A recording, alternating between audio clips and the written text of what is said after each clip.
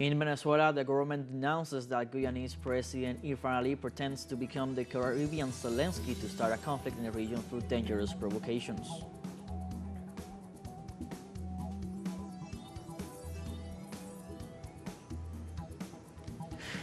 In Burundi, over 60,000 people arrived after being displaced by violence in the Democratic Republic of the Congo.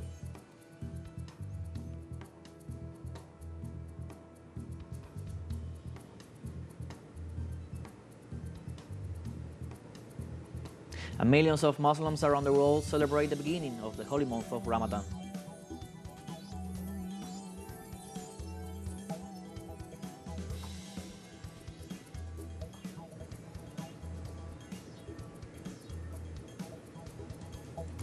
Hello, welcome to From the South. I'm Luis Alberto Matos from the teleSUR studios in Caracas, Venezuela. We begin with the news. Stay with us.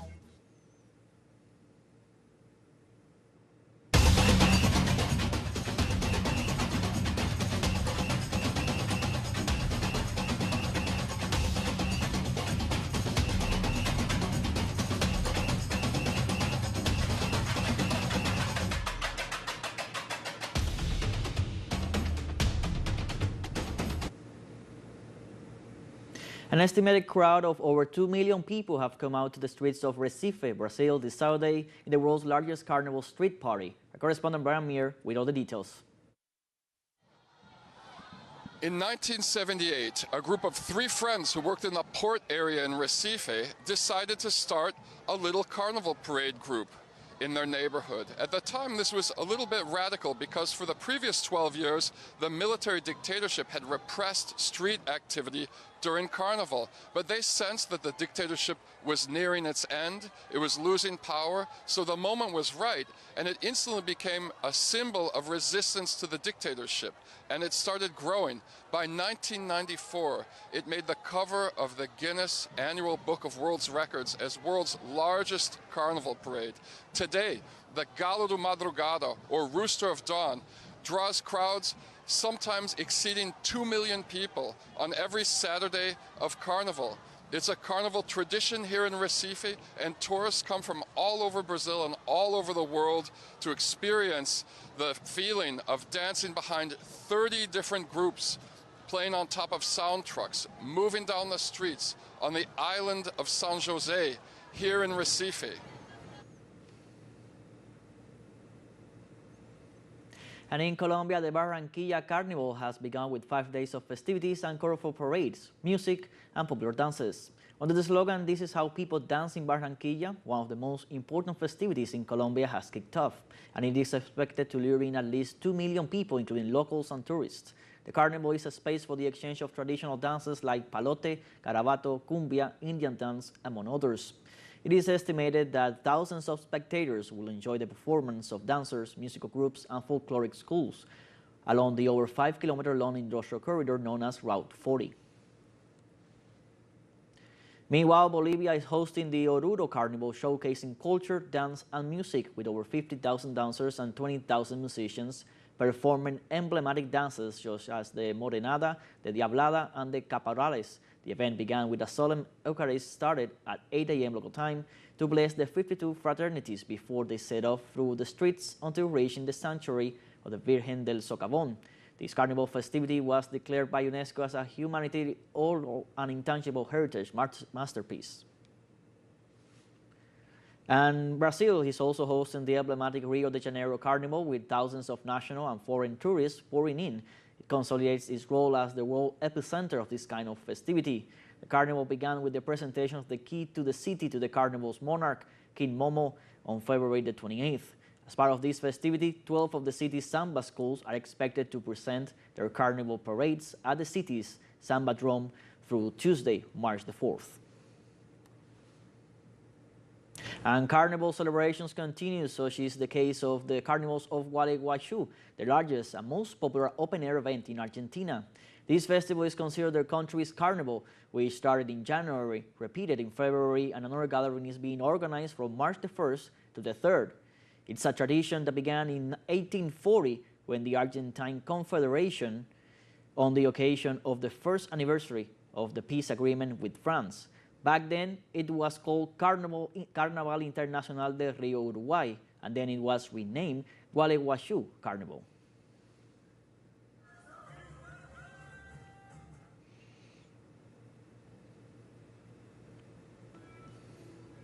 Let's now take our first short break. Remember, you can join us on TikTok at teleSUR English, where you'll find news in different formats, news updates, and much more.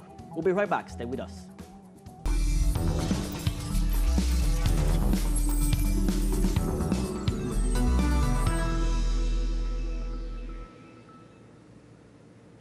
Welcome back.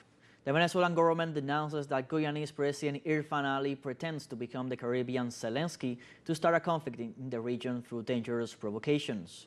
Venezuela categorically rejects the baseless remarks of the President of the Cooperative Republic of Guyana, Irfan Ali, who brazenly lies when he claims that units of the Venezuelan Bolivarian Navy are violating the maritime territory of Guyana, hiding the fact that those waters do not form part of Guyanese territory, since it is a maritime area pending delimitation in accordance with international law.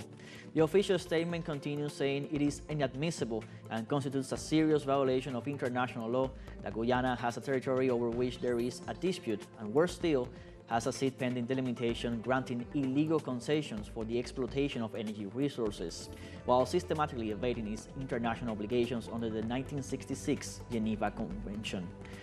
Venezuela demands that Guyana stops dodging this agreement and comply with its commitments to seek a negotiated, peaceful, practical, and satisfactory solution for both parties established in this binding instrument. Finally, Venezuela will immediately request the convening of the Argyle mechanism, an instance that represents the spirit of the Geneva Agreement as a space for the peaceful resolution of the dispute. Venezuela reaffirms its inalienable rights of Guayana Esequiba. You can go to our Facebook page at teleSUR English, where you will be able to find the full statement issued by the Foreign Ministry of Venezuela regarding the statements made by the Guyanese President, finally, which are being denounced by the Venezuelan government. Go to our page on Facebook and find out about this and many more news. Let's continue now with other news.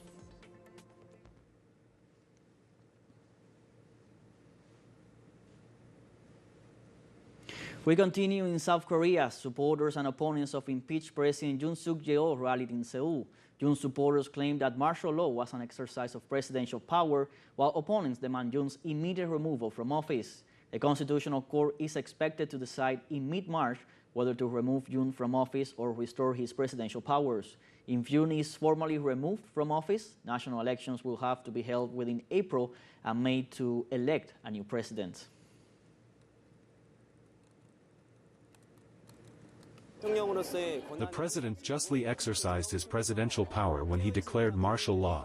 Doing so has woken up the people and helped them realize what is really happening in the country.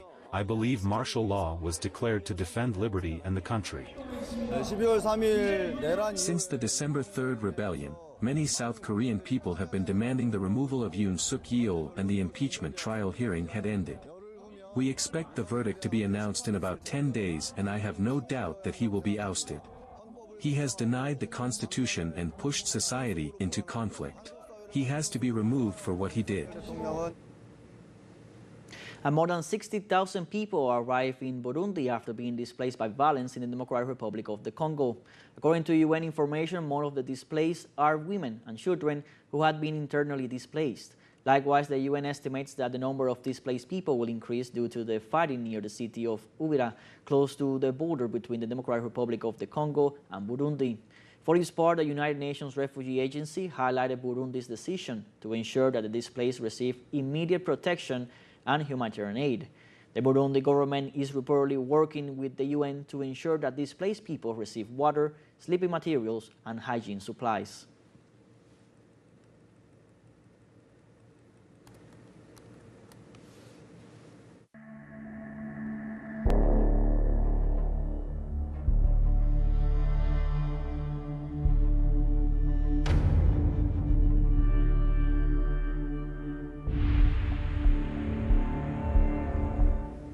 Palestinian authorities are warning that the accumulated 170,000 tons of waste resulting from the Israeli aggression pose a serious health risk for people in Gaza.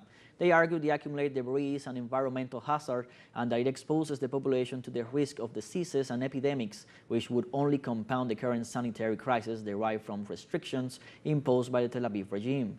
Therefore, the municipality of Gaza has urged the international community to intervene and force Israel to lift those restrictions.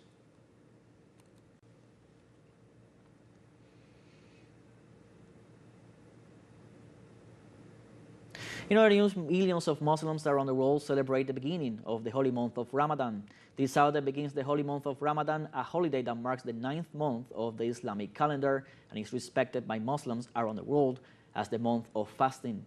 This month commemorates the first revelation of the Prophet Muhammad and is considered one of the 5 pillars of Islam. During this month, the faithful perform as an obligatory practice fasting from the beginning of the day until the end of the day when they feast.